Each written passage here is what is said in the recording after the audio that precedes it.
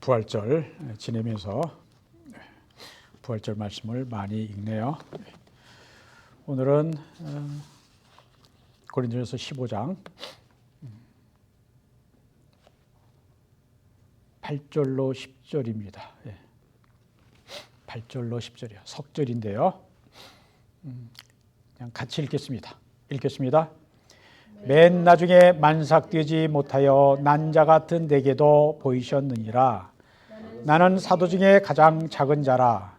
나는 하나님의 기회를 박해하였으므로 사도라 칭함받기를 감당하지 못할 자니라.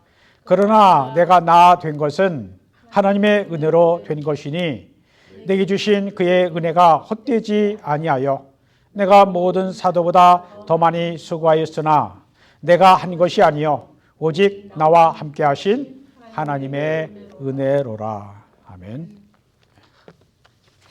참 사도 바울 글을 힘있게 멋있게 씁니다. 하나님이 이런 자를 사용하셔서 하나님의 능력의 또 은혜의 축복의 말씀을 기록한 것 바로 우리를 위한 것이라 믿습니다. 자, 이 세상 잘 사는 것, 행복하는 것 쉽습니까? 쉬워요?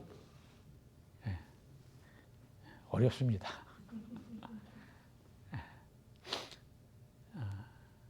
우리가 우리 인생을, 내 인생을 산다 그러는데 내 인생대로 되는 게 결국은 하나도 없더라라는 그런 고백 드리지 않을 수가 없죠. 어떤 사람은요, 돈 많은데 건강하지 못해서 행복하지 못한 분이 있습니다. 또 어떤 사람은 건강하지만 돈이 없어 행복하지가 않습니다. 또 어떤 사람은 돈도 있고 건강하지만 또 다른 문제가 있어서 행복하지 않습니다.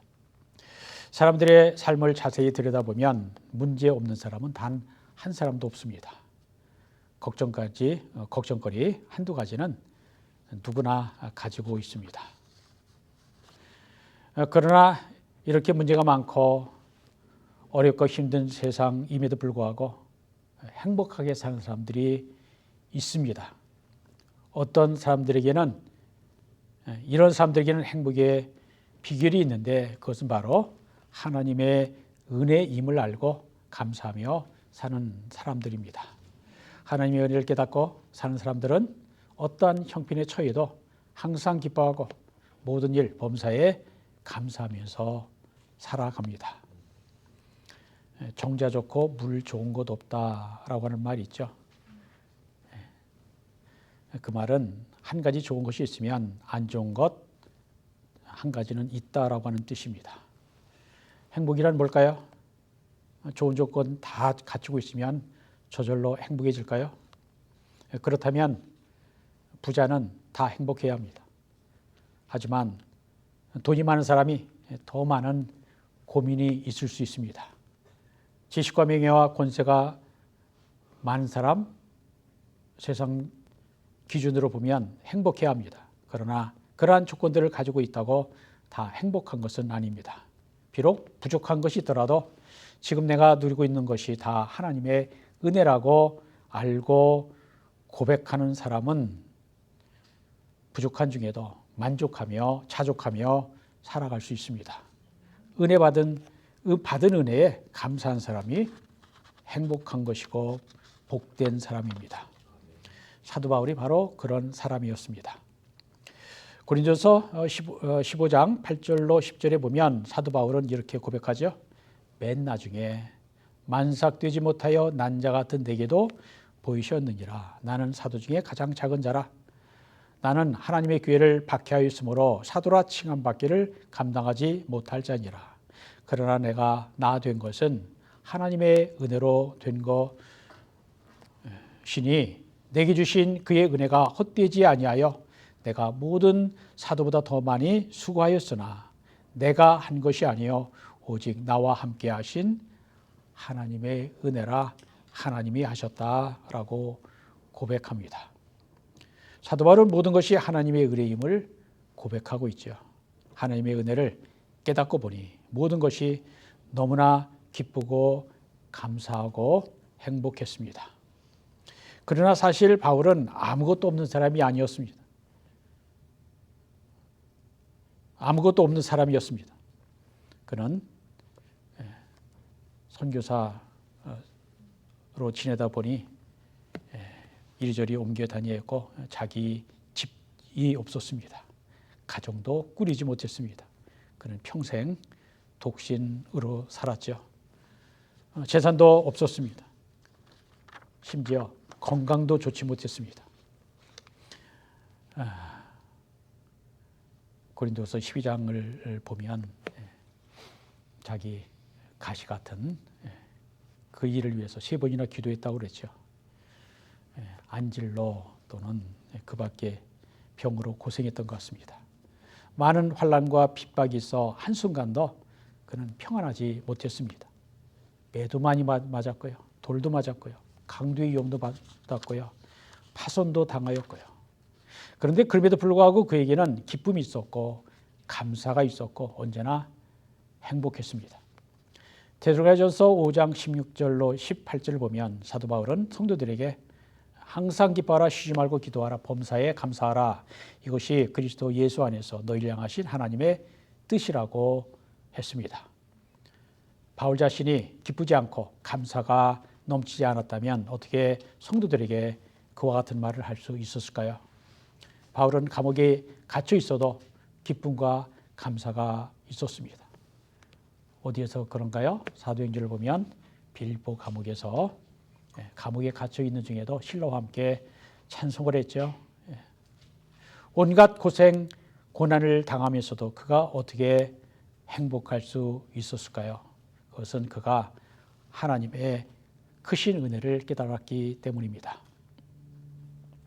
바울은 오늘 본문인 고린도서 15장에서 십자가에서 죽으시다가 부활하신 예수님을 증거하고 있습니다. 복음의 핵심은 십자가와 부활입니다.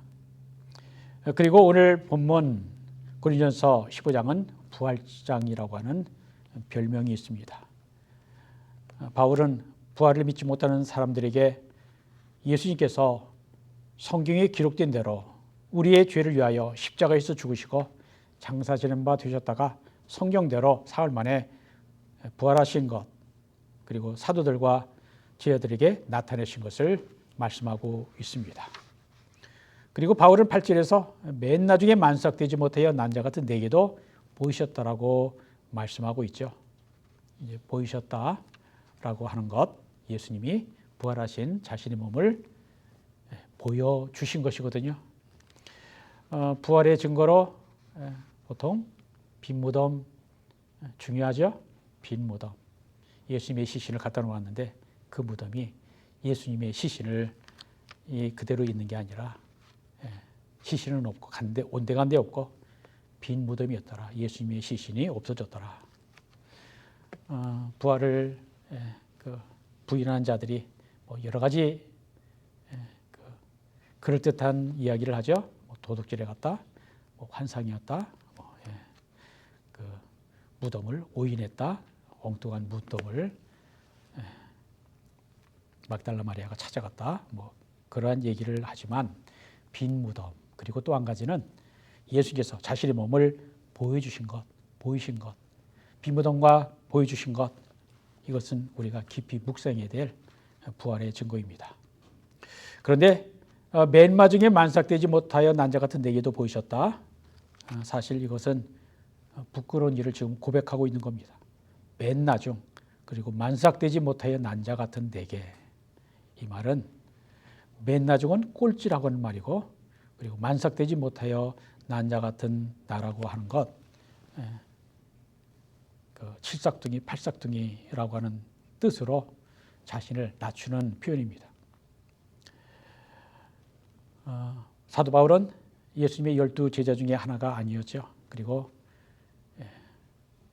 그리스도인을 핍박하던 사람이어서 자신은 사도라 하는 그러한 자격이 없다, 그런 말을 오늘 본문에서도 표현하고 있습니다. 맨 나중에 만삭되지 못하여 난자 같은 나. 예수님을 만나긴 만났는데 맨 꼴찌로 주님을 만났다라고 하는 겁니다. 또 만삭되지 못하여 났다라는 것은 보통 사람보다도 더 못난 자다라고 하는 그러한 뜻이죠. 또한 사도 바울은 사도 중에 지극히 작은 자라고 말합니다. 근데 그런 사람이 신약성경 27권 가운데 13권을 기록하게 되었다. 근데 그런 사람이 나는 다른 사도보다 못났다, 가장 부족한 자다, 그런 고백을 합니다. 하나님의 교회를 핍박하여 사도라 칭함을 받을 만한 자격이 없다라고도 고백을 하죠. 그러나 부활하신 예수님이 자기를 만나주시고 또 사도로 삼아주셨다라고 합니다. 바로 이것이 은혜임을 그는 깨달았습니다. 바울이 드라마의 한 장면처럼 극적으로 예수님을 만난 장면은 유명하죠. 사도행전 11장에 나오는 이야기입니다. 그래서 많은 사람들이 나도 바울처럼 확실하게 주님을 만나면 좋겠다라고들 말합니다. 그러나 모든 사람이 바울처럼 주님을 만나는 것은 아닙니다.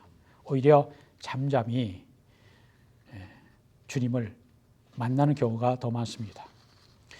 주님은 사람들을 각자의 형편에 맞는 가장 좋은 방법으로 만나 주십니다.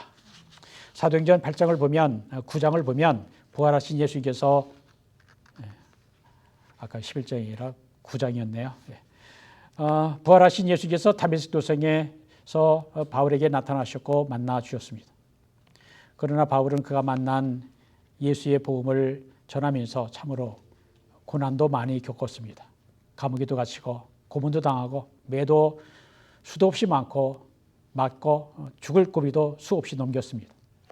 그러나 그는 감옥에 갇혀 있을 때에도 찬송했고 기뻐했고 전도자의 사명을 다하기까지 달려갈 길을 달려가며 최선을 다했습니다. 그런 원동력이 어디에서 나왔을까요? 무엇이 바울로 하여금 그렇게 열심히 복음 전도의 일을 할 수 있게 만들었을까요? 그것은 그가 하나님의 은혜를 깨달았기 때문입니다. 하나님의 은혜에 대한 끊임없는 감사, 감격, 열정, 기쁨이 바울의 전도와 선교의 원동력이었습니다. 본문 10절의 말씀대로 바울은 내가 나 된 것은 하나님의 은혜로 된 것이라고 고백을 하는데 그는 하나님의 은혜로 시작하여 하나님의 은혜로 그에게 맡겨진 사명을 충성스럽게 마쳤고 온통 하나님의 은혜 가운데 살았습니다.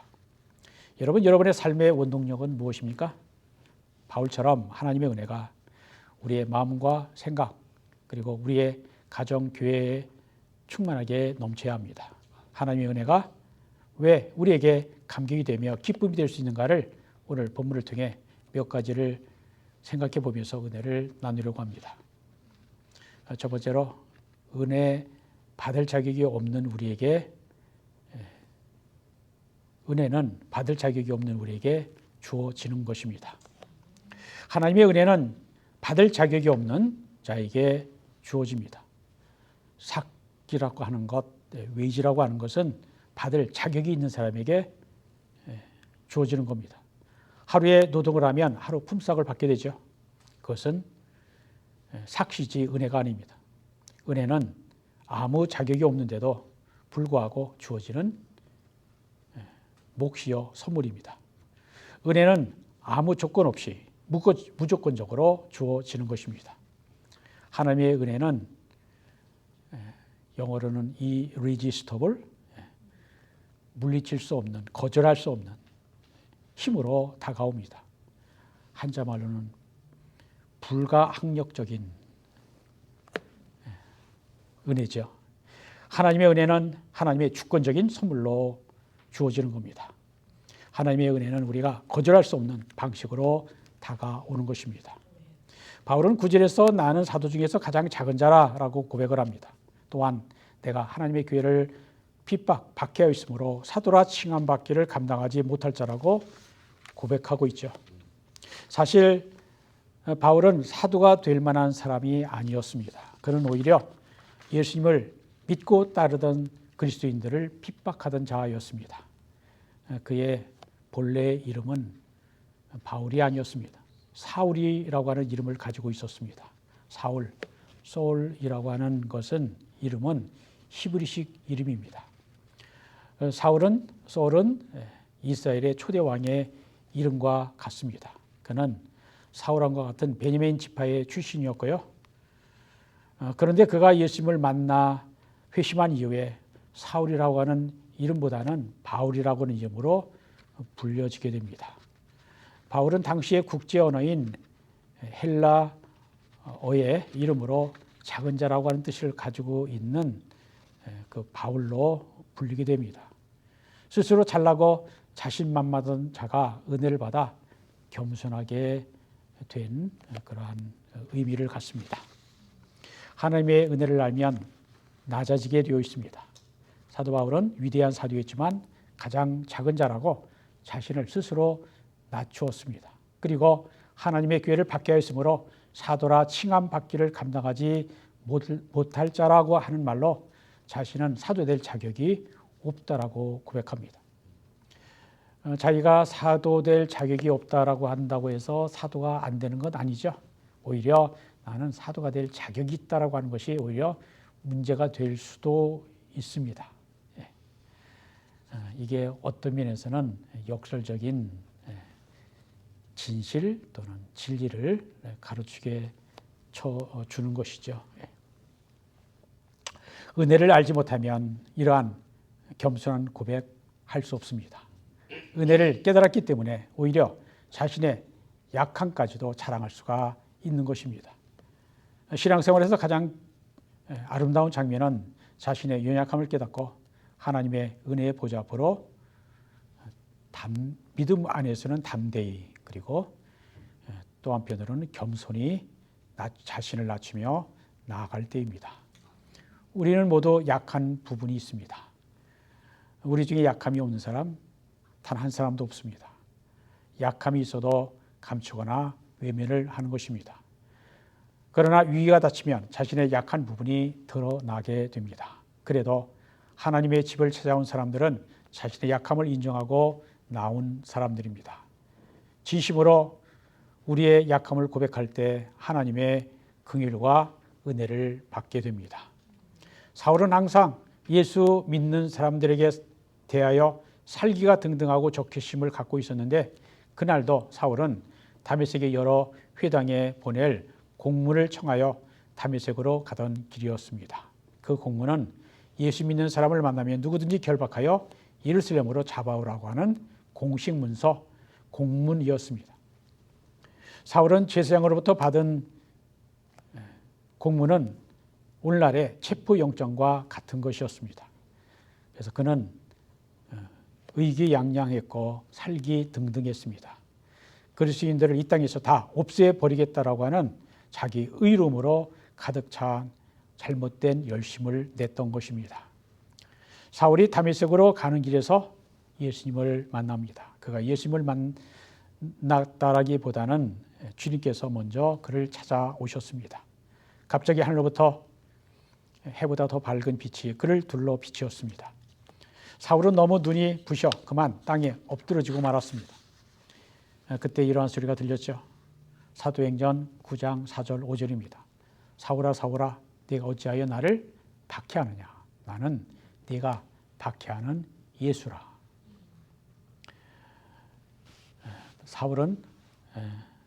바울은 예수 믿는 사람들 그리스도인을 핍박하고 있는데 예수님은 네가 왜 나를 박해하느냐 그럽니다. 예수님은 예수 믿는 사람을 자신으로 자기가 핍박을 받은 것으로 여기시고 이렇게 말씀하신 것입니다. 사울은 예수님을 만날 만한 아무런 자격이나 조건이 없었습니다. 사울은 무조건적으로 예수님을 만났고 주님은 주권적으로 사울에게 나타나신 것입니다. 그래서 그는 변화되었고 전혀 새로운 길을 걷게 되었습니다. 바로 이것이 하나님의 은혜입니다. 그렇습니다. 우리가 예수님을 믿게 된 것도 우리가 여기 앉아 예배하는 것도 다 하나님의 은혜임을 알아야 합니다. 여러분 가운데 본래 믿음이 좋아서 예수님을 믿게 되었다라고 생각하는 분 계십니까? 못나고 보잘것없는 나를 하나님이 은혜로 구원해 주셨다라고 말은 하지만 마음속으로는 나는 다른 사람보다는 하나님의 은혜를, 사랑을 받을 만한 조건들이 있고 비교적 괜찮은 사람이라고 생각할 수도 있습니다. 그러나 그렇지 않습니다. 우리가 사울처럼 예수님을 믿는 자들을 죽이거나 핍박하지는 않았을지라도 고난 없이 예수님을 찾고 예수님을 믿는 사람은 거의 없습니다. 우리가 많은 고생, 고난을 당하면서 예수님을 믿게 되고, 그리고 바로 이것도 하나님의 은혜인 것입니다. 우리는 본래 부족한 사람들이었습니다. 그런데 우리 주님이 우리에게 찾아오셔서 우리로 하여금 예수님을 믿게 하시고 하나님의 자녀가 되게 하셨습니다. 이것은 오로지 하나님의 은혜로 말미암은 것입니다. 그러므로 우리는 하나님이 먼저 우리를 사랑하셔서 먼저 우리를 찾아오시는 그 불가항력적인 이리지스터블 은혜로 구원받은 사실을 늘 감사하며 감격과 기쁨이 넘쳐야 합니다. 두 번째로 하나님의 은혜로 우리는 구원을 받았고 오늘까지 살아왔습니다. 바울은 본문 10절에서 내가 나 된 것은 하나님의 은혜로 된 것이라 고백합니다. 만약 바울이 예수님을 만나기 이전 그리스도인들을 핍박하던 모습으로 끝까지 그렇게 살았다면 그의 인생은 완전한 실패였을 것입니다. 그는 여러 영갑자, 그보다 나이 많은 사람들보다 유대교를 지나치게 믿어서 조상들의 전통에 열심히 있었습니다. 그는 예수 그리스도의 십자가를 통한 하나님의 구원을 깨닫지 못하고 하나님의 말씀에 대한 바른 지식이 없어 잘못된 행동을 많이 했습니다. 그러나 은혜와 긍휼이 많으신 하나님께서 바르게 알지 못하고 잘못된 행동을 하는 바울을 만나 주시고 생각을 바꾸시고 진심으로 회심하게 하심으로 완전히 다른 사람이 되게 하셨습니다. 자기의 의, 자기의 열심으로 살던 사람이 무조건적이고 정할 수 없는 하나님의 은혜를 알고 그 은혜를 힘입어 사는 사람이 된 것입니다. 우리들도 마찬가지입니다. 하나님께서 우리에게 베풀어 주시는 첫 번째 은혜는 무엇일까요? 구원의 은혜입니다. 구원은 하나님이 우리에게 선물로 주시는 것입니다. 예수 그리스도 십자가를 통해 우리는 마귀의 지배와 모든 저주에서 벗어나 자유하게 되었습니다. 우리는 예수 그리스도 안에서 죄 용서받고 하나님 믿는 사람, 예수 믿는 사람, 새 사람이 되었습니다. 우리가 이 세상에서 살면서 누리는 것이 많습니다. 그러나 우리가 이 세상에 태어날 때 아무것도 가지고 온 것이 없었습니다. 우리가 어머니 뱃속에서 나올 때 빈손으로 나왔습니다. 그런데 날마다 입을 것과 먹을 것을 공급받고 있습니다. 부모님의 수고와 고생 덕분에 남편과 아내의 수고 때문에 의식주가 해결된다라고 말할 수도 있지만 근본적으로는 하나님께서 부모를 통해 배우자를 통해 공급해 주시는 것입니다. 하나님께서 우리의 영적인 것뿐만 아니라 육적인 필요도 채워주시는 것입니다. 우리는 먹고 입고 잠자는 의식주가 해결되어야 살 수 있지만 사실 그것보다 더 중요한 것이 있습니다. 바로 구원입니다. 아무리 의식주가 해결되어도 아무리 돈이 많고 지식이 많고 명예와 권력이 있어도 예수님을 만나지 못하고 구원받지 못하면 그런 인생은 실패한 인생이요. 참 하나님 보시기에 답답한 인생입니다. 예수님을 만나지 못한 사람은 마음속 깊은 곳이 항상 뭔가 비어있는 것 같고 또 허무한 것입니다. 우리가 예수님을 만나 인생의 근본적인 문제인 죄와 죽음의 문제가 해결되어야 행복한 삶의 조건을 갖추게 되는 것입니다. 예수님의 십자가 구원의 은혜를 깨달아 알고 감사하는 사람이 인생의 참된 의미를 알고 모든 일에 감사하는 사람이 되는 것입니다. 우리가 예수님의 십자가의 죽으심과 부활을 믿고 구원을 받은 것은 오직 믿음으로 받습니다. 그런데 예수님이 나의 주 구주시라고 믿는 것은 오직 성령의 역사하심으로 되는 것입니다. 고린도서 12장 3절에 말씀하죠. 성령이 아니하고는 누구든지 예수를 주시라 할 수 없느니라. 구원은 나의 노력, 선행으로가 아니라 하나님께서 믿는 자에게 거주시는 하나님의 은혜라는 것입니다. 구원의 은혜는 우리의 힘과 능력으로는 도저히 갚을 길 없어 하나님께서 대가 없이 거저 주셨지만 하나님 편에서는 값비싼 대가를 치르셔야 했습니다. 20세기 최고의 신학자 중에 하나였던 칼 바르트는 말했습니다. 우리는 구원을 공짜로 받았지만 하나님 편에서는 엄청난 대가를 지불하는 것이 바로 십자가의 은혜이다. 하나님은 하나밖에 없는 독생자 예수 그리스도를 십자가의 죽음에 내어 주어야 했습니다. 우리가 구원받은 것, 그리고 우리가 지난날 하나님께서 우리를 도우시고 인도하신 것을 생각할 때 우리는 하나님의 은혜를 생각하지 않을 수 없습니다. 오늘 우리가 하나님 앞에 나와 예배드리는 것이 하나님의 은혜로 말미암았음을 고백해야 합니다. 우리는 모두 하나님의 은혜로 말미암아 죄와 사망에서 구원받았습니다.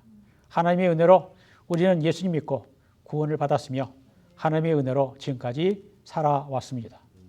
그러므로 우리는 무엇보다 하나님의 은혜 기억하고 감사하며 살아야 합니다. 그런데 오늘날 무기력한 힘이 없는 그리스도인들이 잃어버린 것이 바로 하나님의 은혜라는 것을 알아야 합니다. 하나님의 은혜를 알지 못하면, 은혜를 잃어버리면 그리스도인으로서의 힘과 원동력이 사라지는 것입니다. 그러므로 우리는 하나님의 은혜를 잊지 말고 기억해야 합니다. 하나님의 은혜를 알면, 기억하면 우리의 삶은 기쁨과 감사로 가득 차게 됩니다. 하나님의 은혜를 알면 예배하는 것이 즐거울 것입니다. 하나님의 은혜를 알면 예수 믿는 것이 즐거울 것입니다. 우리는 하나님의 은혜로 지금까지 살아왔을 뿐만 아니라 이후로도 하나님의 은혜 가운데 살아가야 합니다. 세 번째로 하나님의 은혜로 우리는 하나님의 일에 동참할 수 있습니다. 바울은 자신의 사역이 전적으로 하나님의 은혜로 된 것이라고 고백을 합니다. 본문 10절 중간부터 끝까지 읽어드립니다. 내게 주신 그의 은혜가 헛되지 아니하여 내가 모든 사도보다 더 많이 수고하였으나 내가 한 것이 아니요 오직 나와 함께 하신 하나님의 은혜로다. 무슨 뜻입니까? 바울은 모든 사도들보다 더 많이 수고했지만 자기가 한 것이 아니라 하나님의 은혜로 한 것이라는 뜻입니다. 바울이 아무리 크고 위대한 일을 했고 칭찬받을 만한 일을 했더라도 그 모든 것은 하나님의 은혜로 한 것이므로 하나님께서 영광을 받으셔야 한다고 하는 뜻입니다. 바울의 위대함은 진정으로 하나님의 은혜를 아는 그의 겸손함에 있었습니다. 은혜를 알면 남보다 더 많이 수고하고도 모든 것이 자기의 힘으로 한 것이 아니라 하나님의 은혜였다라고 고백하는 것입니다. 바울은 자신의 힘으로 사도의 직분을 감당하지 않았습니다. 하나님의 은혜로 했습니다.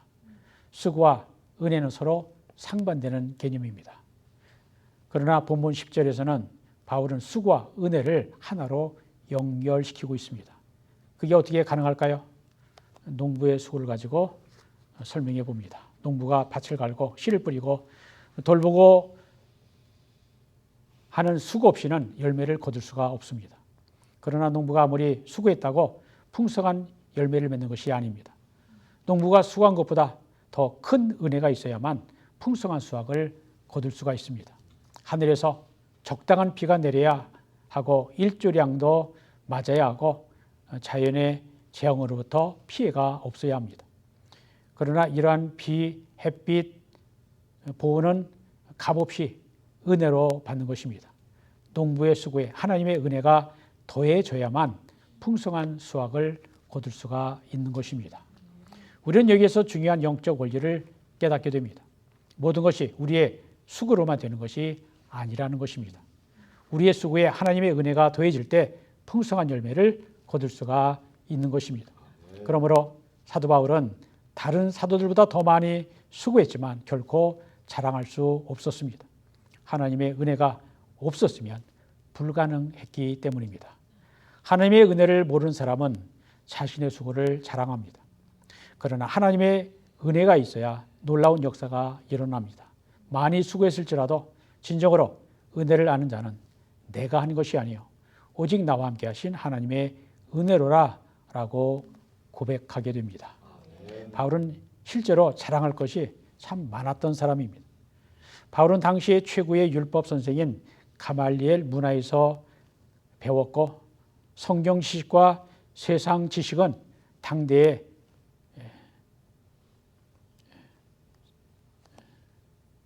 최고였고, 그리고 율법을 철저히 지키는 열심에 있어서는 두 번째 가라면 서러운 바리새인이었습니다.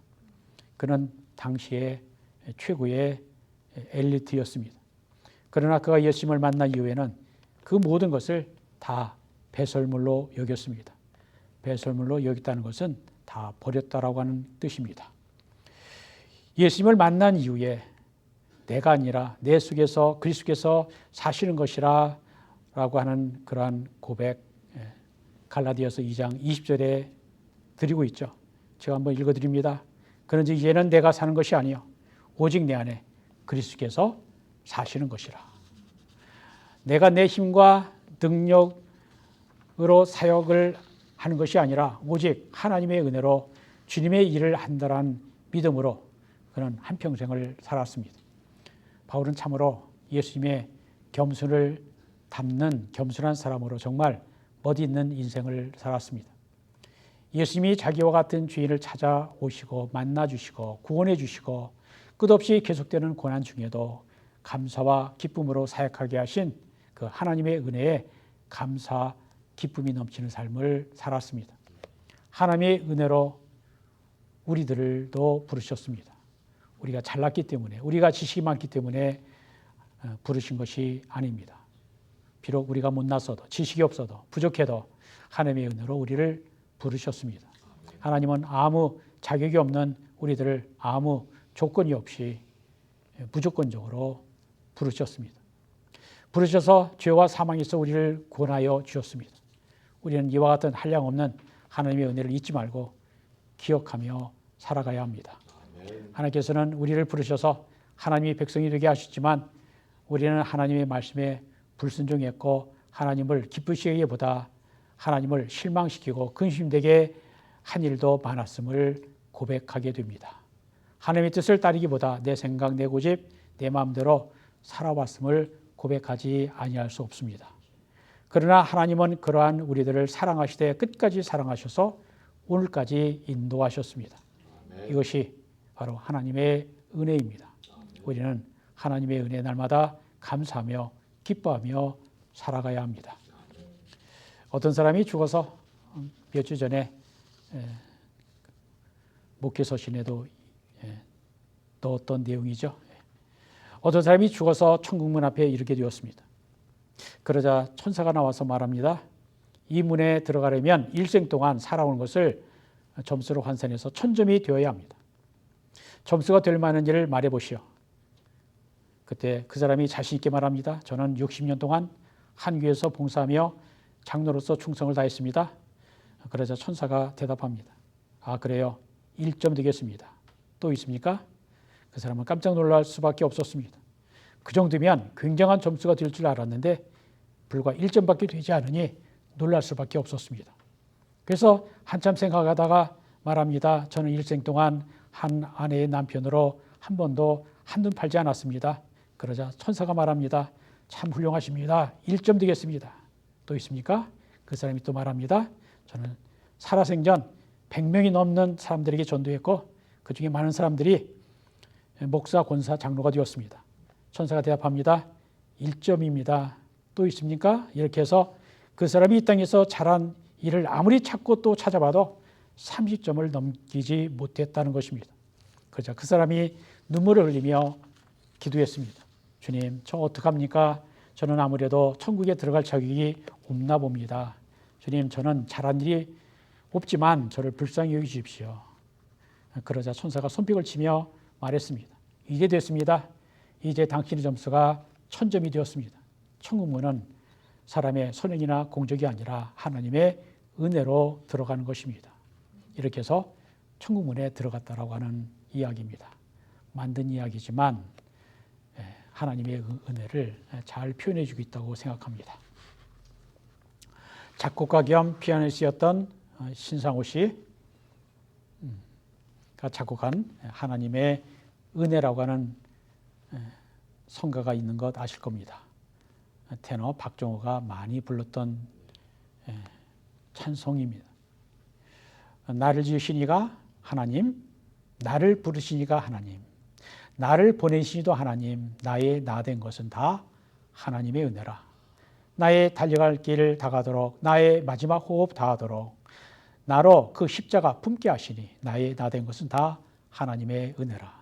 한량 없는 은혜, 갚을 길 없는 은혜, 내 삶을 에워싸는 하나님의 은혜, 나 주저없이 그 땅을 밟음도 나를 붙드시는 하나님의 은혜. 이러한 곡입니다. 그렇습니다. 나의 나 된 것은 다 하나님의 은혜입니다. 사도 바울은 내가 나 된 것은 하나님의 은혜로 된 것이라고 고백을 했습니다.